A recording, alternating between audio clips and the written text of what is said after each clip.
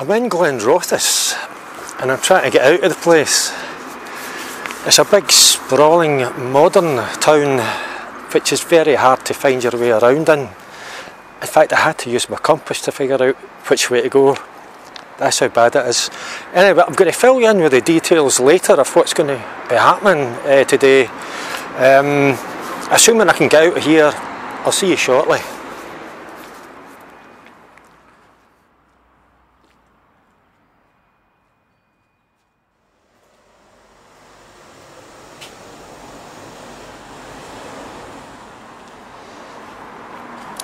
I asked somebody just a couple of minutes ago the best way to get to Leslie, a little village that we're going to sort of set out from, you might say.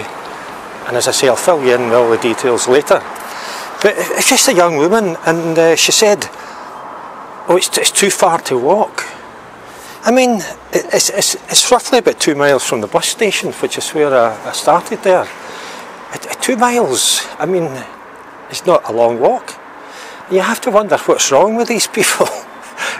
I think this is maybe what happens when you live in places like Glenrothes. You've got to get a bus round the corner. Anyway, I've seen a sign that confirms exactly the way I want to go. It says Leslie, and it's pointing onto the road.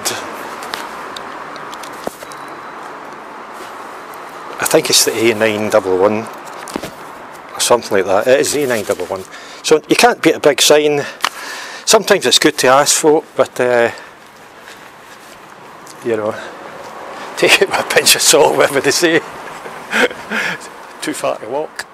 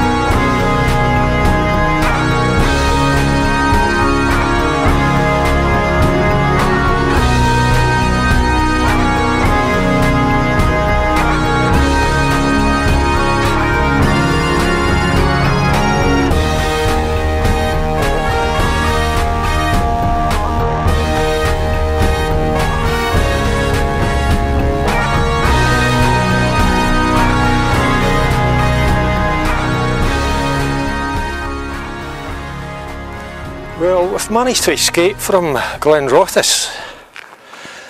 There's nothing to see in the place. It's quite a new town. I think it was created in the late 1940s. I mean, I'm almost older than Glenrothes. So, you know, there's nothing in the place that interests me. But we've managed to come out and made our way just a couple of miles into the small town or village of Leslie, and come down a minor road off the main street that's signposted point towards the Lomond Hills. And this small road will take us past steadings at Pitcavey, Glassley, and then into the Lomond Hills Regional Park, at which point we'll make our way onto the open hill, make our way up East Lomond Hill and down into Falkland. So we've got a lovely day. I'll see you shortly.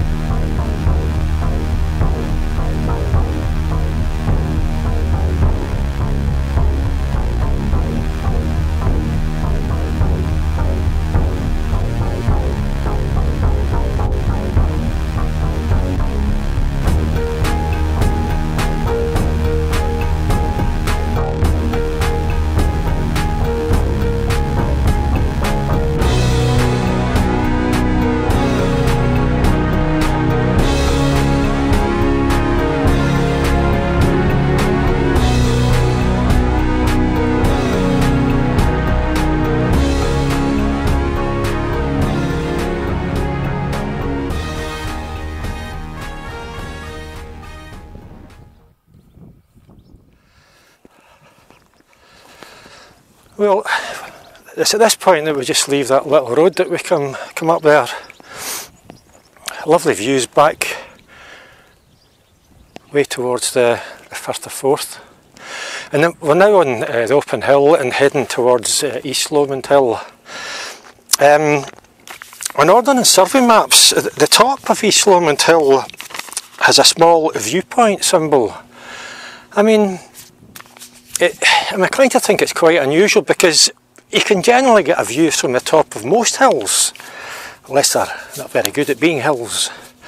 So the fact that they've put a viewpoint symbol there would indicate that the view from the top of East Lomond Hill is going to be something quite special. I think I have been up it before, probably a couple of decades ago, but I just can't remember. So I'm really looking forward to getting up there. There's nothing nicer than just having an open bit of countryside and paths crisscrossing the land and the top of the hill in view. I'll show you the viewpoint symbol in case you don't know what it looks like. I'm not sure if I'll pick this up. I've got this slightly zoomed, but anyway,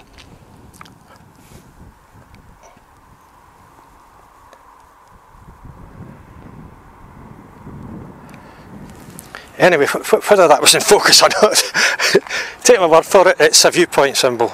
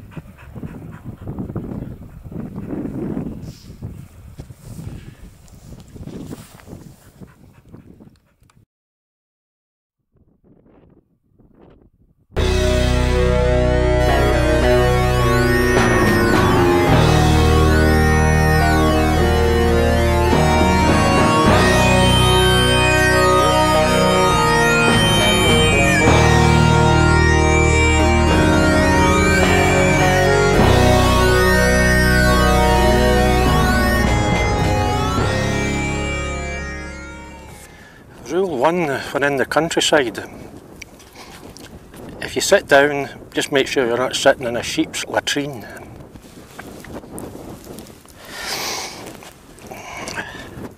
More tips to follow.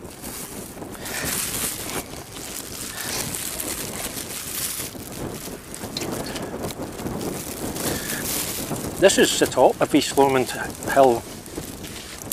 Well, the actual top's just a few metres behind me. There is a kind of column thing at the top of the hill, And you do get columns on the top of some hills.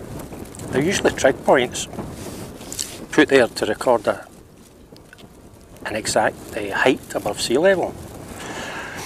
The one over there at the top of the hill isn't one of those. It's not a trig point, but it is some kind of marker of some sort. But as I'm sitting here, I'm just having my lunch here. There's a trig point down there. I don't know why that trig point is down there and not on top of the hill, unless it's maybe slipped down, had a wee slide to itself, but which is clearly not the case. I mean, anybody watching this, if you know why that trig point's down there and not up the top of the hill, please tell me, because I'm sure I'll spend quite a few hours trying to figure it out.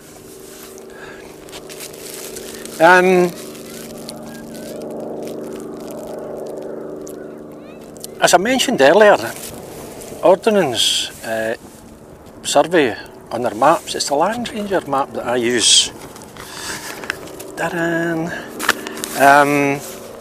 They've chosen to put a viewpoint symbol on the top of this hill, on top of East Lomond Hill. I'm not entirely sure why. I mean, there is no doubt that the view from here is, I mean, it would be hard to imagine a better view. It's just absolutely magnificent.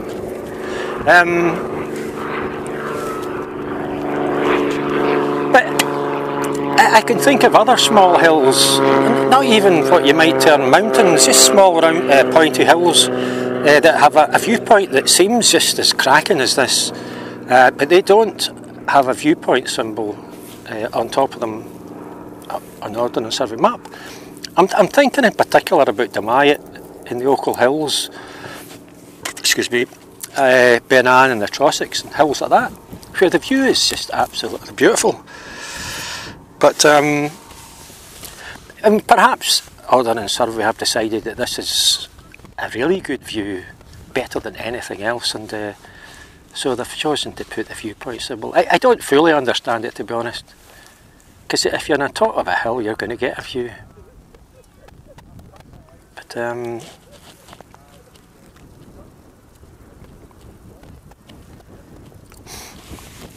one of the perils of doing big talks into the camera before you've had your lunch, I'm just about to demolish a sandwich here, is that it's very easy to make mistakes. I did a great big long speech just a few metres away with Falkland in the background, and I was going to walk, then do a bit of talking into the camera. And what I usually do is look out for a recognisable feature on the ground. If I'm not going to be standing close to the camera, I look out for a tuft of grass or something that I'll recognise when I'm walking towards it. And if it's in the viewfinder, then I'll know that if I stand beside it, I'll be in shot. But I must have made a mistake, because as I say, I did a great big long spiel and none of me was in the shot.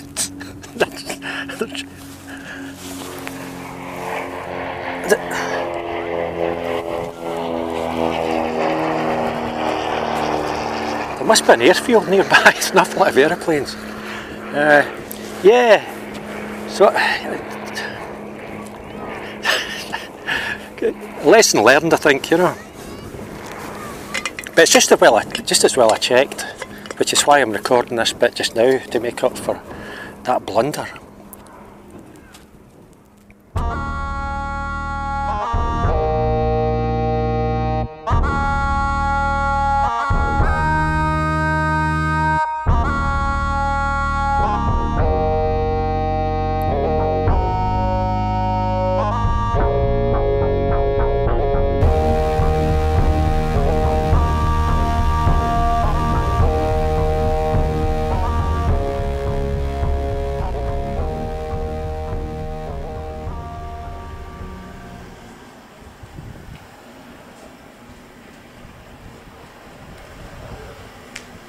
Falkland is a most charming place, boasting ancient cobbled lanes lined with centuries-old buildings of every shape imaginable.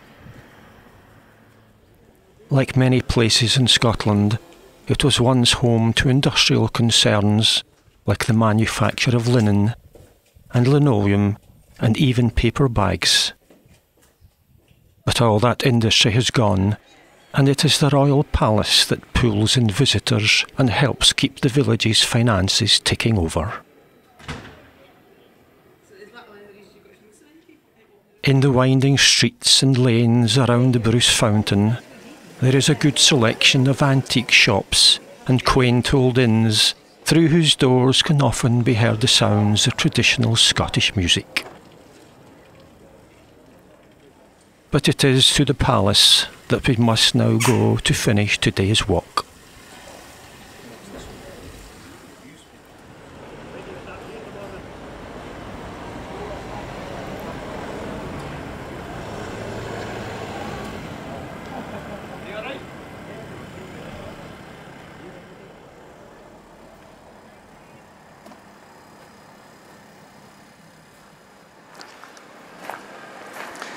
Well, that's us in Falkland, and that's Falkland Palace. Definitely worth a visit. Apparently there's some, amongst other things, some spectacular Renaissance architecture inside. I've never fully understood what the word Renaissance meant, so I generally just gloss over that sort of thing. Mary Queen of Scots and some of the other Stuart royals used to stay here when they were in the area hunting and playing tennis and all that sort of stuff.